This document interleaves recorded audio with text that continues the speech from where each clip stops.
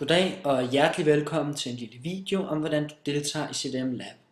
Mit navn er Maximilian Frimer, og jeg er din kontaktperson, og du kan altid skrive til mig, ringe til mig, sms til mig med spørgsmål og kommentarer til projektet.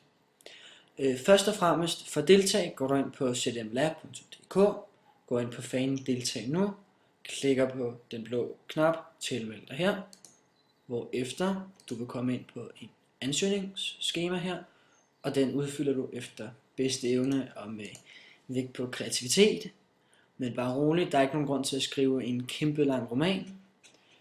Når du har udfyldt det her skema, og du er blevet inviteret af os, så ryger du ind på Podio, som er vores projektmanagement tool. Og alt kreativt arbejde, det vil sige hele processen med at løse de her cases, det foregår på Podio. Podio, som du kan se, minder faktisk lidt om Facebook. Det vil sige, at du har en række organisationer, hvor den, der er relevant for dig, og den, du er inviteret til, den hedder CDM. Inden for de her organisationer, så kan du se, at der er en række forskellige workspaces. Og her i midten kan du se en newsstream, ligesom på Facebook, som samler alle aktiviteter, som er lagt ind fra de her forskellige spaces. Så på den måde er Podio bygget simpelt op, og du kan like, du kan kommentere, og du kan tilføje tasks til alt, hvad du ser i newsstream. Det første du kan gøre, når du kommer ind på Podio, det er at gå ind på din egen profil og tilføje en masse information.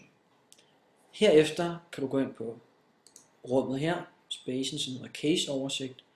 Og i case oversigten, der kan du se alle de spørgsmål og cases, som er blevet lagt ind i CDM Lab. Dem ser du ved at gå op for oven i applikationen, som hedder case oversigt. Og herinde kan du se alle de ting og spørgsmål og cases, som er lagt ind af os, CDM eller vores kunder. Lige nu så ligger der kun de her to, fordi vi lige er i opstart. Men på sigt vil der jo ligge en lang række cases, og derfor er det rigtig smart at kunne gå ind og filtrere de her cases, altså hvad for nogle man vil se. Og det kan du for eksempel gøre efter kategori, det vil sige, at det her inden for noget med sociale medier, søger vi folk med IT og IT-arkitektoniske kompetencer. Er det social innovation? Er det salg? Hvad for et område er det at tale om? Så vil du kunne få vist de cases, som svarer til det du søger efter. Klikker du på den, og så kan du se en beskrivelse af casen, som går fra alt casens navn, hvem har stillet opgaven. Jeg vil prøve lige at løbe den her igennem. Her er der tale om Paynex, som er et produkt på størrelse med en kuglepen, som giver små mikroimpulsstød, som lindrer smerte. Så der er tale om et produkt, som minder lidt om noget akupunktur. Det er også der har lagt casen ind, for det er for en af vores kunder. Den er inden for kategorien sociale medier, salg og social innovation. Du kan læse noget om baggrunden for produkten. Du kan læse de konkrete spørgsmål. Den her case vil vi gerne vide, hvordan afsættes og markedsføres produktet via alternativer til detail. Så hvis vi ikke skal sælge den i Netto, Kvickly, Føtex, Fakta, som vi kommer til, hvordan kan vi så sælge den? Gerne nogle svar med sociale medier osv. Du kan se nogle kriterier. Hvad skal koncepterne opfylde af kriterier? Og du kan se, at prisen for det bedste koncept i det her tilfælde er 2.000 kroner. Og du kan se deadline for, hvornår koncepterne skal være færdige. På den måde kan du heroppe bladre igennem nogle forskellige cases og finde ud af, hvor og hvad du har lyst til at bidrage med. Når du har fundet en passende case, går du ind i koncepter, hvor vi arbejder løsningsorienteret med de her cases.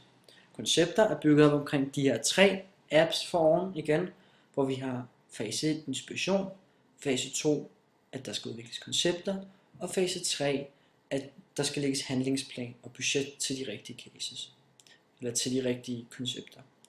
Inspiration er en simpel app, hvor du går ind og kan sige tilføj en inspiration, altså add an inspiration, hvor du kan udfylde med navn og idé og hvad for en case inspirationen tilhører, og kan lægge links ind og billeder osv. Altså der er tale om en virtuel brainstorm. Når du er færdig, kan du gemme din case. Gemmer du ideen.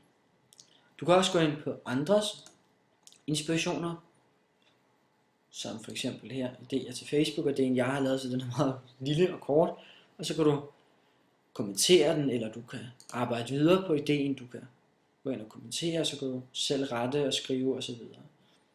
Og jeg vil foreslå, at du ikke sletter det indhold andre har lagt ind, men mere kommenterer og bygger videre på det, ellers så bliver man hurtigt uvenner.